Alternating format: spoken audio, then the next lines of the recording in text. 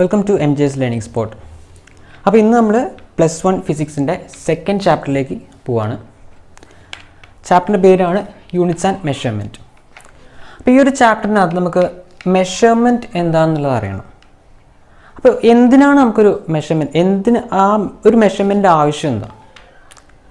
ഇപ്പം നിങ്ങളുടെ വീട്ടിലാണെങ്കിൽ നിങ്ങളോട് പറയാണ് പുറത്ത് പോയിട്ട് കുറച്ച് പഞ്ചസാര അല്ലെങ്കിൽ കുറച്ച് അരി വാങ്ങിക്കൊണ്ടുവരാൻ പറയും. അപ്പം നിങ്ങൾ നോർമലി അടുത്ത ചോദ്യം എന്തായിരിക്കും? എത്ര കിലോ വാങ്ങണം എന്നായിരിക്കും. കാരണം അതിനൊരു അളവ് വേണം. ആ അളവാണ് നമ്മൾ മെഷർമെൻറ്റ് എന്ന് പറയുന്നത്. അപ്പോൾ എല്ലാ കാര്യത്തിനും നമുക്കൊരു അളവ് അല്ലെങ്കിൽ ഒരു മെഷർമെൻറ്റ് ഉണ്ടാവും. അപ്പോൾ ഇത് നമ്മുടെ ഡേ ടു ഡേ ലൈഫ് കാര്യമാണ്. നേരെ മറിച്ച് സയൻസ് ആൻഡ് ടെക്നോളജി ഡെവലപ്പ് ആവാൻ വേണ്ടി ഈ മെഷർമെൻറ്റ്സ് എന്നുള്ള ഇത് വളരെ ഇമ്പോർട്ടൻ്റ് ആയിട്ടുള്ളൊരു കാര്യമാണ്. കാരണം എന്തൊരു സയൻറ്റിഫിക് എക്സ്പെരിമെൻറ്റ് ചെയ്യുകയാണെങ്കിലും അല്ലെങ്കിൽ എന്തെങ്കിലും ഒരു ടെക്നോളജിക്കലി ന്യൂ തിങ്സ് അപ്ഡേറ്റ് ചെയ്യുകയാണെങ്കിലും അതിനൊക്കെ ഓരോ മെഷർമെൻറ്റ് ഉണ്ടാവും. ഓരോ എക്സ്പെരിമെൻറ്റ്സ് കണ്ടക്ട് ചെയ്യുമ്പം അതിനകത്ത് നമ്മൾ ഓരോ വാല്യൂസൊക്കെ നമ്മൾ കാൽക്കുലേറ്റ് ചെയ്യുന്നുണ്ട്. അതെല്ലാം മെഷർമെൻറ്റ്സിൻ്റെ ബേസിസിലാണ്. അപ്പോൾ അതിനകത്ത് എന്തെങ്കിലും ചെറിയ പിഴവ് പറ്റിയാൽ തന്നെ ഫൈനൽ റിസൾട്ടൊക്കെ കംപ്ലീറ്റ് മാറും. സയൻസ് ആൻഡ് ടെക്നോളജി ഡെവലപ്മെൻറ്റിലും ഈ മെഷർമെൻറ്റിന് ഭയങ്കര ഇമ്പോർട്ടൻസ് ഉണ്ട്. അപ്പോൾ നമ്മൾ ഒരു മെഷർമെൻറ്റ് എന്ന് പറഞ്ഞാൽ ഒരു ഡെഫിനിഷൻ എന്ന് പറഞ്ഞാൽ കമ്പാരിസൺ വിത്ത് സെർട്ടൻ ബേസിക്. അതായത് കമ്പാരിസൺ വിത്ത് സെർട്ടൻ ബേസിക്. ആ ബേസിക് എന്ന് പറഞ്ഞാൽ arbitrarily chosen internationally accepted standard called unit. അതൊരു കമ്പാരിസൺ ആണ് ശരിക്കും ഒരു മെഷർമെൻറ്റ് എന്ന് പറഞ്ഞാൽ. ഉദാഹരണത്തിന് നിങ്ങൾക്ക് ഒരു ലെങ്ത്തിൻ്റെ യൂണിറ്റ്സ് ആയിട്ടുള്ള സെൻറ്റിമീറ്റർ, മീറ്റർ അങ്ങനത്തെ സംഭവങ്ങളൊന്നും അറിയില്ല എന്ന് വെക്കാം. നിങ്ങളുടെ വീട്ടിൽ നിങ്ങൾ പുതുതായിട്ടൊരു TV വാങ്ങി. നിങ്ങളുടെ ഫ്രണ്ടിനോട് പറയാണ് വീട്ടിൽ വലിയൊരു TV വാങ്ങി എന്നുള്ളത്. അപ്പോൾ ആ ഫ്രണ്ട് ചോദിക്കുകയാണ് എത്ര വലുപ്പമുണ്ടെന്ന് ചോദിച്ചാൽ നിങ്ങൾക്കിപ്പം മെഷർമെൻറ്റ്സിനെ പറ്റി ഒന്നും അറിയില്ല എന്ന് വെക്കുക. അതായത് സെൻറ്റിമീറ്റർ, മീറ്റർ അങ്ങനെയുള്ള യൂണിറ്റ്സ് ഒന്നും നിങ്ങൾക്ക് അറിയില്ല.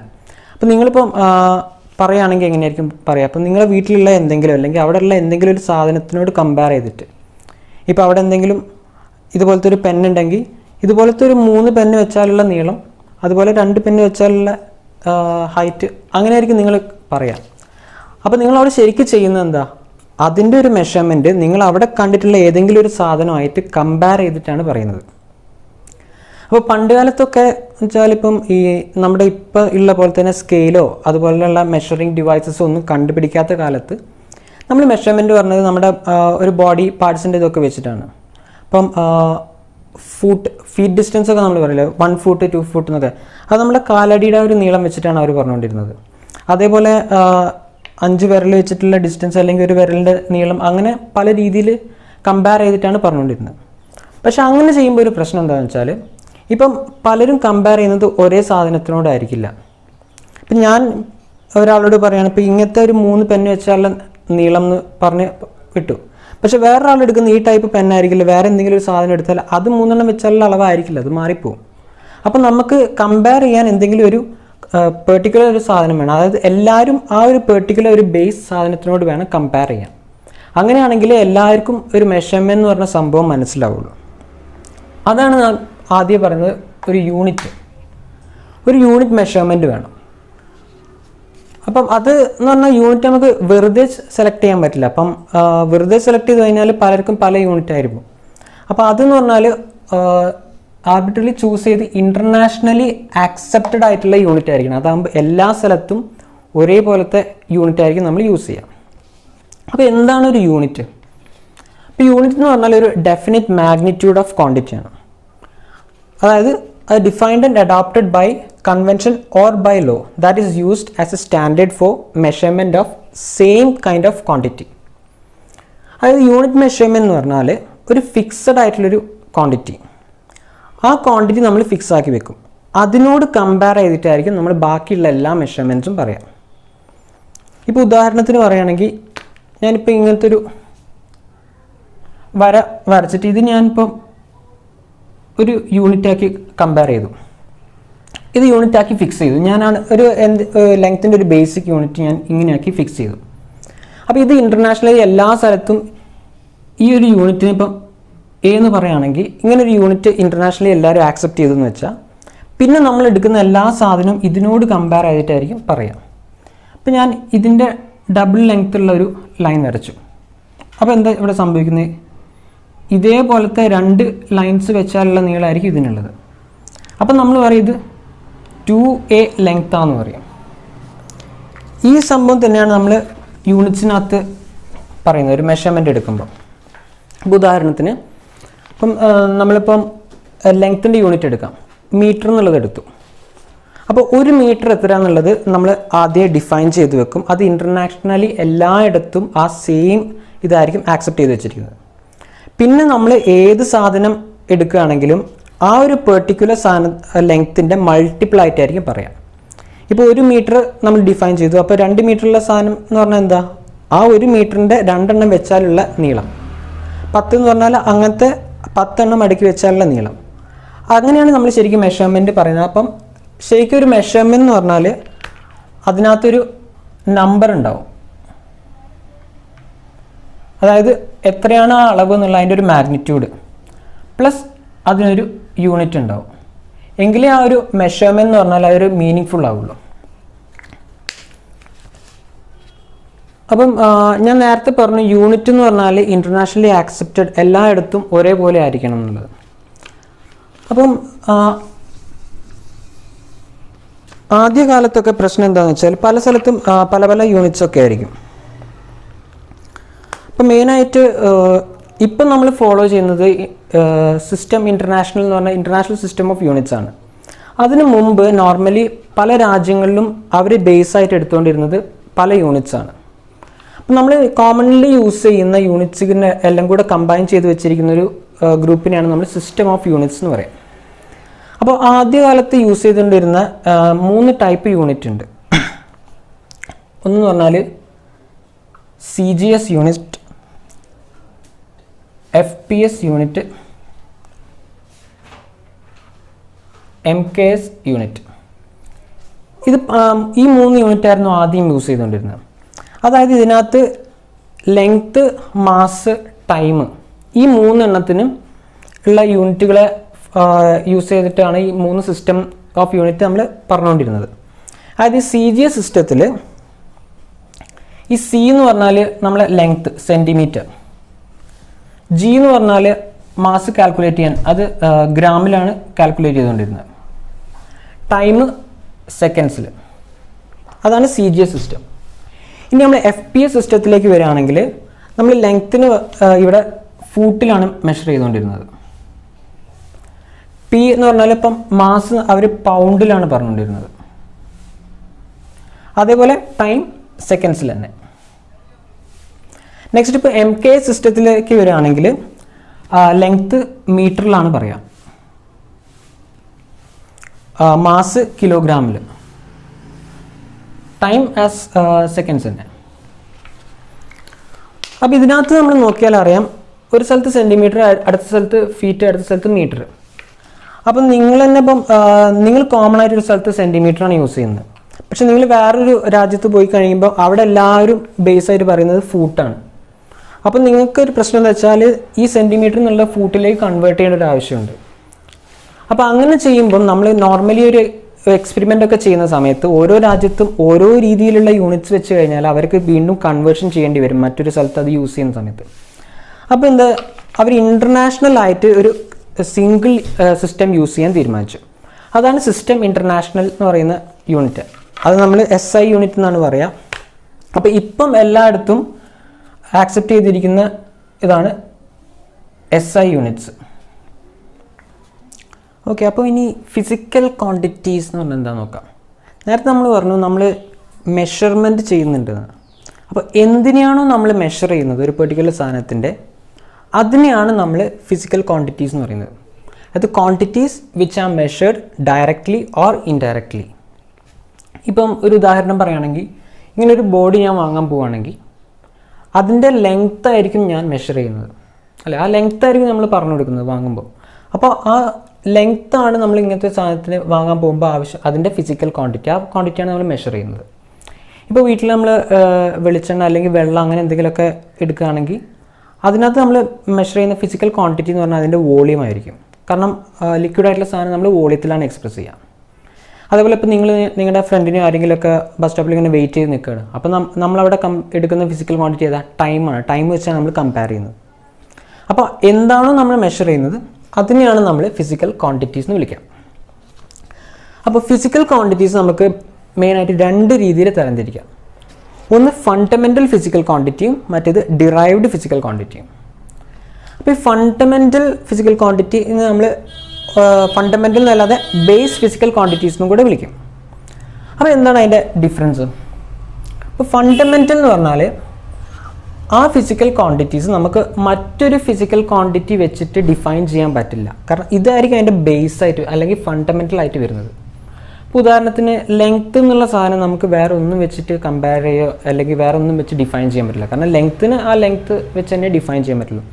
അതേപോലെ മാസ്, ടൈം, ഇതൊക്കെ ഫണ്ടമെൻ്റൽ ആയിട്ട് വരുന്ന സാധനമാണ്. അതിനെ നമുക്ക് വേറെ ഒരു സാധനം വെച്ചിട്ട് കമ്പയർ ചെയ്യാൻ പറ്റില്ല, ഡിഫൈൻ ചെയ്യാൻ പറ്റില്ല. നേരെ മറിച്ച് ഡിറൈവ്ഡ് ഫിസിക്കൽ ക്വാണ്ടിറ്റീസ് എന്ന് പറഞ്ഞാൽ നമ്മുടെ ഈ ഫണ്ടമെൻ്റൽ ഫിസിക്കൽ ക്വാണ്ടിറ്റീസ് വെച്ച് ഡിഫൈൻ ചെയ്യാൻ പറ്റുന്ന ക്വാണ്ടിറ്റീസാണ് ഡിറൈവ്ഡ് ഫിസിക്കൽ ക്വാണ്ടിറ്റീസ്. ഇപ്പം ഫണ്ടമെൻ്റൽ ഫിസിക്കൽ ക്വാണ്ടിറ്റീസ് നമുക്ക് 7 എണ്ണം ഉണ്ട്. അതെന്ന് പറഞ്ഞാൽ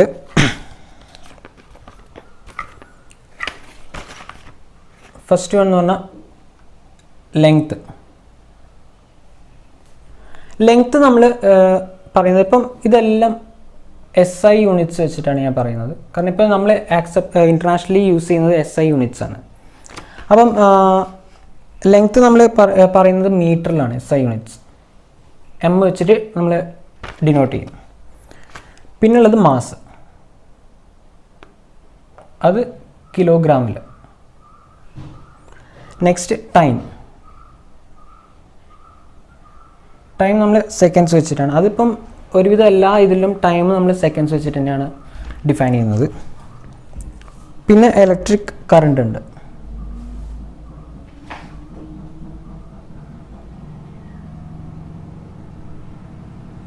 അത് ആംപിയർ, A വെച്ചിട്ട് ഡിനോട്ട് ചെയ്യും. നെക്സ്റ്റ് തെർമോഡൈനാമിക് ടെമ്പറേച്ചർ, അത് ഡിഗ്രി സെൽഷ്യസ് ആണ് നമ്മൾ പറയുന്നതെങ്കിലും SI യൂണിറ്റ് ആയിട്ട് നമ്മൾ എല്ലായിടത്തും യൂസ് ചെയ്യുന്നത് കെൽവിൻ ആണ്. അപ്പം അതിൻ്റെ SI യൂണിറ്റ് കെൽവിൻ എന്നുള്ളതാണ്. അത് K വെച്ചിട്ടാണ് റെപ്രസെൻറ്റ് ചെയ്യുന്നത്. നെക്സ്റ്റ് എമൗണ്ട് ഓഫ് സബ്സ്റ്റൻസ്,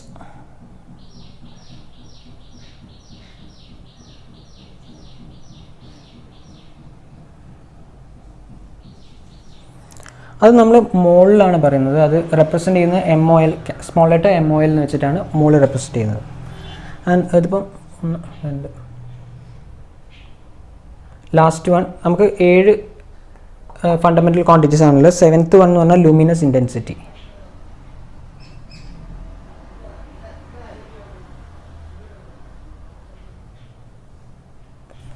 അത് കാൻഡില എന്ന് പറഞ്ഞൊരു യൂണിറ്റാണ്, നമ്മൾ CD വെച്ചിട്ട് റെപ്രസെൻറ്റ് ചെയ്യും.